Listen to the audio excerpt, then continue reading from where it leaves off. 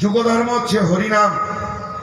হরে কৃষ্ণ কৃষ্ণ কৃষ্ণ হরে হরে, হরে রাম রাম রাম হরে হরে। তো হরিনাম করবার জন্য মহাপ্রভু তিনি আমাদের নির্দেশ দিয়েছেন, ভক্ত সঙ্গে কৃষ্ণ নাম এই মাত্র চাই, সংসার জিনিতে আর কোনো বস্তু নাই। সংসার মানে কি? আমরা যেটা সংসার মনে করি এটা সংসার, এবং শাস্ত্রে যে এখানে সংসারের কথা বর্ণনা করা হয়েছে সেটা আমাদের এই সংসার নয়। এখানে সংসার মানে এই যে আমরা জন্ম মৃত্যু জরাব্যাধির চক্রে আবর্তিত হয়ে 84 লক্ষ জমিতে যে আমরা পরিভ্রমণ করছি, এই চক্রটাকে বলা হয় সংসার চক্র। কারা কারা জন্ম মৃত্যু জরাব্যাধির চক্রে আবর্তিত হয়ে 84 লক্ষ জমিতে ঘুরতে চাই? হাত তুলুন। কেউ ঘুরতে চাই না।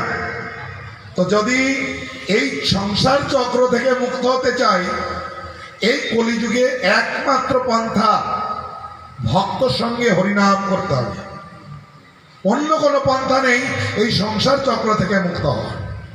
তাই বললেন সাধু সঙ্গে কৃষ্ণ নাম এই মাত্র চাই, সংসার জিনিতে আর, জিনিতে মানে কি? জয় করতে। জিনিতে মানে জোরে বলুন, জয় করতে। জয় করতে।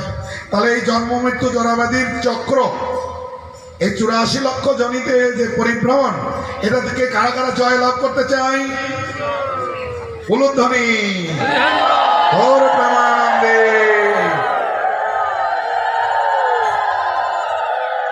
তাহলে কি করতে হবে?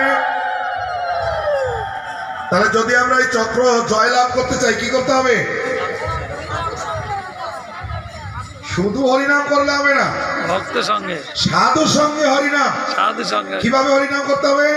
হরে এই জন্য আমাদের আচার্যগণ বৈষ্ণব গীতিতে প্রার্থনা করেছেন, একাকী আমার নাহি পায় বল, হরিনাম সংকীর্তনে।